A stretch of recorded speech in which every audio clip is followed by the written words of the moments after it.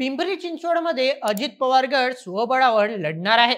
BJP किंवा शिवसेना शिंदे गटची युती नाही होणार. कार्यकर्त्यांचा युतीला स्पष्ट विरोध आहे. मित्रांनो, पिंपरी चिंचवड ही महाराष्ट्रातील एक प्रमुख औद्योगिक आणि शहरी वसाहत आहे.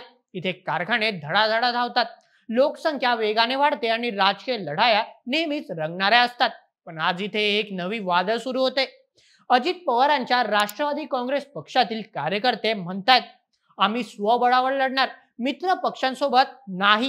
ही मागणी का आणि याचा काय परिणाम होणार, चला सविस्तरपणे समजून घेऊया आजच्या व्हिडिओमध्ये. नमस्कार, मी नील सोनार, तुम्ही पाहत आहात बोल एमएच. मित्रांनो, पिंपरी चिंचवड महानगरपालिकेच्या निवडणुकांचा इतिहास हा एनसीपी साठी सोन्याचा आहे. 1990च्या दशकापासून राष्ट्रवादी काँग्रेसने इथे मजबूत पायाभूत ठेवली. शरद पवारांच्या नेतृत्वात सुरू झालेल्या पक्षाने इथल्या औद्योगिक विकास, रस्ते, पाणी पुरवठा, सार्वजनिक वाहतूक यांसारख्या मुद्द्यांवर लक्ष केंद्रित केलं.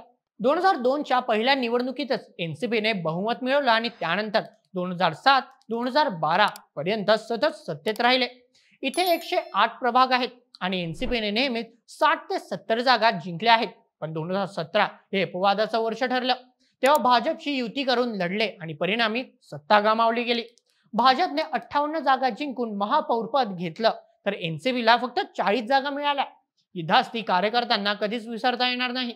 आजही ते म्हणतात, मित्रपक्षांमुळे आमचा किल्ला गमावला गेला.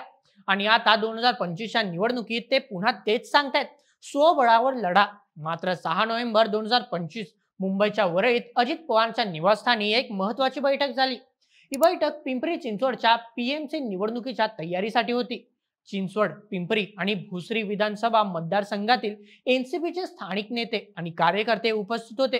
यात राज्याध्यक्ष सुनील तटकरे, उपसभापती अण्णा बनसोडे, माजी आमदार विलास लांडे, शहराध्यक्ष योगेश बहेल, महिला शहराध्यक्ष कविता आल्हाट, कार्याध्यक्ष फजल शेख, माजी शहराध्यक्ष अजित गावणे, माजी महापौर मंगला कदम, माजी विरोधी पक्षनेते भैसाहेब बोहीर, नाना काटे आणि माजी उपमहापौर राजू मिसाळ यांसारखे प्रमुख नेते सहभागी झाले.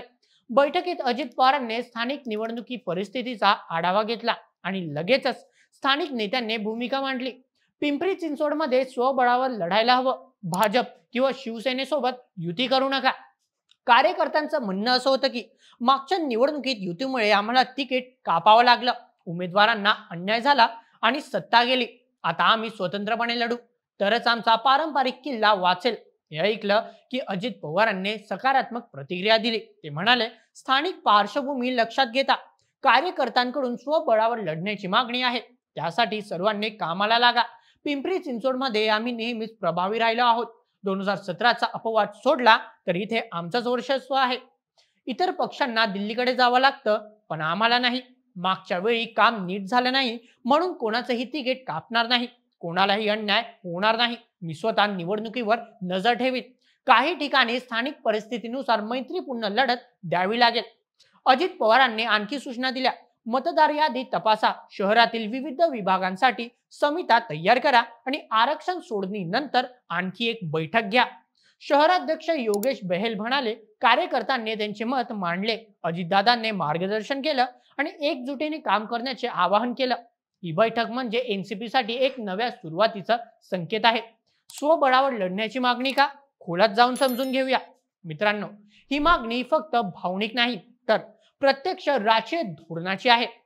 पिंपरी चिंचवड हे एनसीपीचा गड आहे. इथे 5 लाखाहून अधिक मतदार आहेत आणि बहुसंख्य मजूर वर्ग, मराठी माणूस आणि उद्योजक आहेत. कार्यकर्त्यांना भीती आहे की महायुती म्हणजे भाजप शिवसेना सोबत गेल्यास पुन्हा तेच होईल, तिकीट वाटपात अन्याय, उमेदवारांचा नाराज आणि सत्ता गमावणे. मागच्या निवडणुकीत म्हणजे 2017 मध्ये असंच झालं होतं. तेव्हा एनसीपीला फक्त 40 जागा मिळाल्या आणि भाजपने महापौरपद नेलं. आता 2025 मध्ये विधानसभा निवडणुकांनंतर राजकीय समीकरण बदलली आहेत.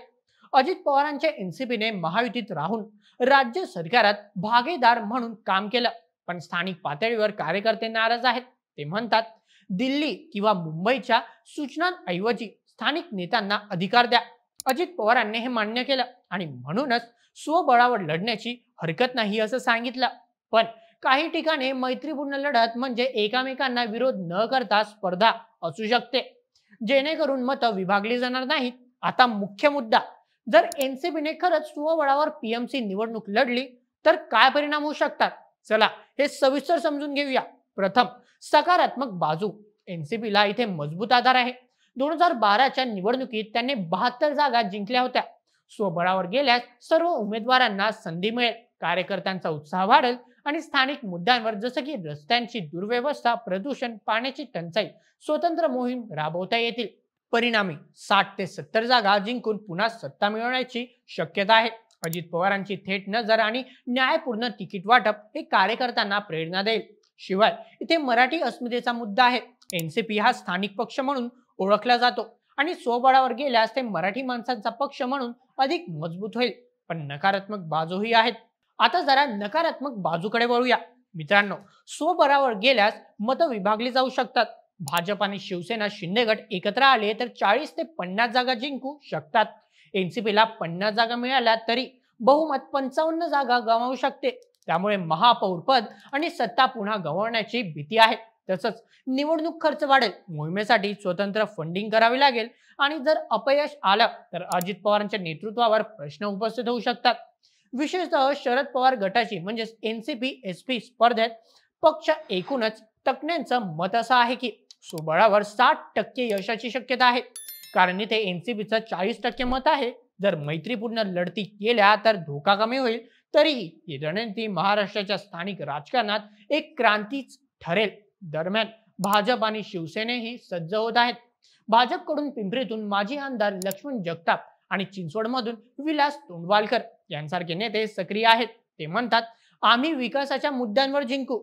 तर शिवसेनेकडून शिंदे गट, भोसरीतून योगेश कदम सक्रिय. काँग्रेस आणि मनसेही काही जागांसाठी प्रयत्न करत आहेत. पण एनसीपीची स्वबळाची मागणी यामुळे सगळ्यांचे समीकरण बदलू शकतात. ही निवडणूक केवळ पीएमसीची नाही तर अजित पवारांच्या पक्षाच्या भविष्याची आहे. मित्रांनो, पिंपरी चिंचवडच्या या राजकीय वादळातून एक गोष्ट स्पष्ट होते, स्थानिक कार्यकर्त्यांची आवाज महत्वाचा आहे. अजित पवारांनी मागणी मान्य केली आणि आता पाहायचं कसं काम होतं. स्वबळावर लढणं हे धाडस आहे जे यश मिळवेल तर एनसीपीला नवं जीवन मिळेल आणि अपयश आलं तर धडा शिकावा लागेल. पण शेवटी निवडणूक ही लोकांच्या हिताची असावी. तुम्हाला ही बातमी कशी वाटली? तुमचे मत आम्हाला कमेंट्समध्ये नक्की कळवा आणि अशाच व्हिडिओसाठी सबस्क्राईब करा बोल एमएच आपल्या युट्यूब चॅनलला. धन्यवाद.